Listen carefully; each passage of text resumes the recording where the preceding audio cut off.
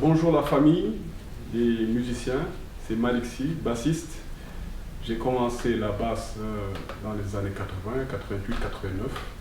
Je suis sénégalais, j'ai grandi à Dakar.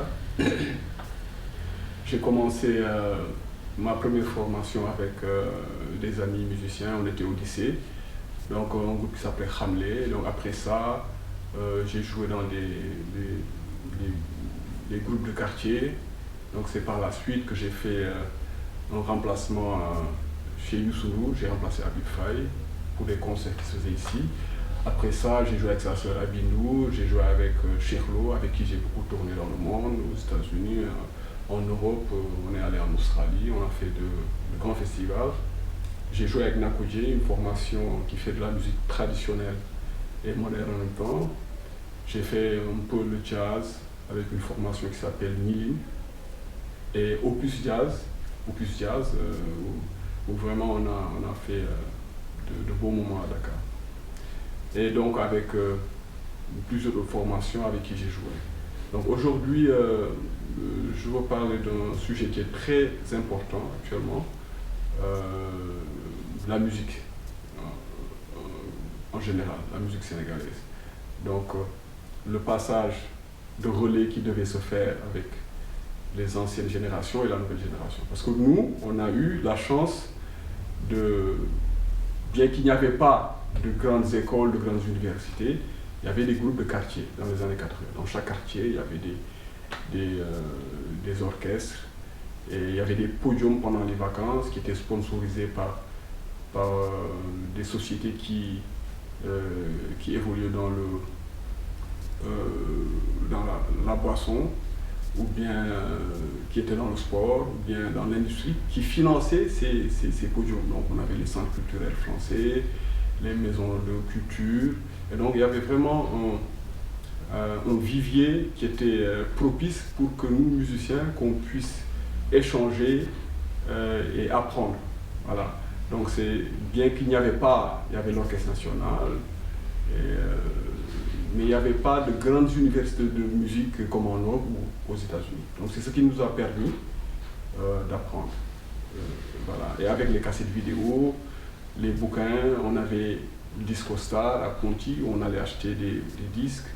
On avait des grands frères stewards, ou bien qui travaillaient dans l'aviation, qui nous amenaient tout ce qui sortait sur le plan international, tout ce qui avait toutes les nouveautés, quoi. Voilà, les albums qui sortaient en Europe, en France, aux États-Unis. Donc ça nous a beaucoup aidé, voilà, à vraiment avoir une culture, parce que la musique, ce n'est pas seulement jouer. Il faut avoir la culture, connaître tout ce que les grands frères et les anciens ont fait dans les différents types de musique. Et ça nous a permis d'avoir un ancrage dans notre musique traditionnelle. Parce qu'au Sénégal, quand même, il faut dire, on n'a pas que le mbalax, il y a plusieurs rythmes, il y a plusieurs types de musique. Au nord, au sud, au centre, on est frontalier du Mali, de la Guinée, donc il y a pas mal d'influences au Sénégal. Donc nous, on a baigné dans cet environnement et ça nous a beaucoup apporté. Et maintenant là, je me rends compte que les jeunes, maintenant, n'ont pas la même approche. Voilà. Ils veulent choisir un raccourci, aller directement sur YouTube ou bien sur Internet pour apprendre. Et des fois, il y a tellement d'informations sur YouTube ou sur Internet qu'ils n'arrivent pas à faire la part des choses. Voilà. Et donc j'insiste sur le fait qu'il faut de la formation. On ne peut plus, à l'heure actuelle, laisser les jeunes, en tout cas, qui veulent faire de la musique, tâtonner ou bien prendre un chemin trop long alors que l'information doit être disponible. Il faut des universités, il faut des centres de formation, il faut des stages, il faut des workshops avec des musiciens qui viennent d'ailleurs. Et voilà quoi, c'est ce qui peut vraiment aider les jeunes musiciens d'aujourd'hui à vraiment être performants par rapport à ce qui se fait de par le monde. Je vais donner un exemple concret. Au Ghana, il paraît qu'il y a une excellente université qui a été mise sur place. Et il y a des professeurs qui viennent des États-Unis et d'Europe pour dispenser des cours. Et donc, ce que ça veut dire, c'est que dans 10 ans, on aura d'excellents musiciens ghanéens qui vont être sur le marché et qui vont être compétitifs. Voilà. Donc, moi, je pense qu'il faut trouver les moyens financiers, les moyens humains pour organiser toute cette, je ne dirais pas industrie, mais toute cette corporation, en tout cas, à avoir les outils nécessaires pour se former.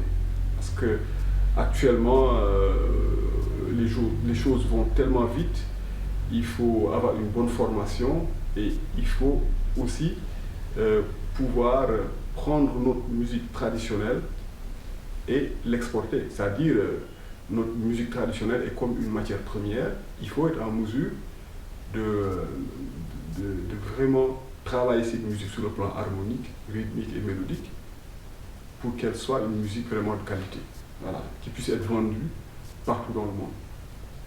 Donc ça vraiment, je pense que c'est un message important que je lance aux nouvelles générations, à la jeunesse.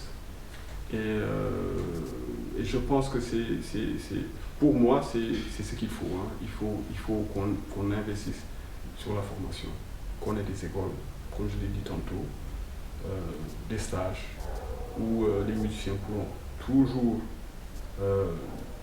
se mettre à niveau, hein, qui est aussi toute la documentation qu'il faut, parce que c'est beaucoup d'informations que ces jeunes doivent obtenir. En plus de la formation, il faut également, ça c'est peut-être aux politiques de s'en charger, quoi. Il faut une stratégie, il faut accompagner la culture.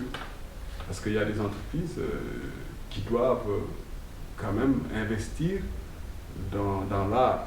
Parce que l'art aussi joue un rôle dans la cité. Il ne faudrait pas tout simplement qu'on s'occupe de business, d'industrie, de chaînes d'hôtels. Voilà, il faut qu'on s'occupe de la culture. Et ça, c'est le rôle de l'État et des politiques de vraiment définir des politiques cohérentes et structurantes pour que les générations puissent en bénéficier. Voilà. Il y a tout un tas de choses. Par exemple, des magasins de musique. Ici, pour les musiciens, c'est difficile, ne serait-ce que d'avoir des cordes, des accessoires, des mécanismes, quand on a des problèmes d'électronique. C'est toute une chaîne, des luthiers, hein, des gens spécialisés aussi dans l'électronique, parce que avec les instruments, on a des circuits, des instruments qui sont des instruments actifs ou passifs, et donc on a besoin de tout ça. Et donc il faut penser, il faut une vision globale. Voilà, c'est une chaîne. On produit la musique dans les studios, dans l'enregistrement, et après la musique est commercialisée, il faut des salles de spectacle, il faut des magasins de musique, voilà, et puis il faudrait que les acteurs, les producteurs,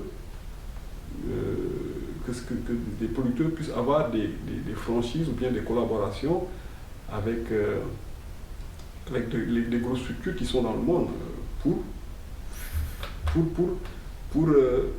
les amener à investir sur le continent africain. Parce que quand même, il faut dire qu'il y a le marché africain commence à être intéressant pour le monde. Et donc c'est le moment, moi je pense que c'est le moment où il faut commencer à penser à mettre sur place toutes les structures, une organisation qui puisse permettre en tout cas le bon fonctionnement de cette industrie.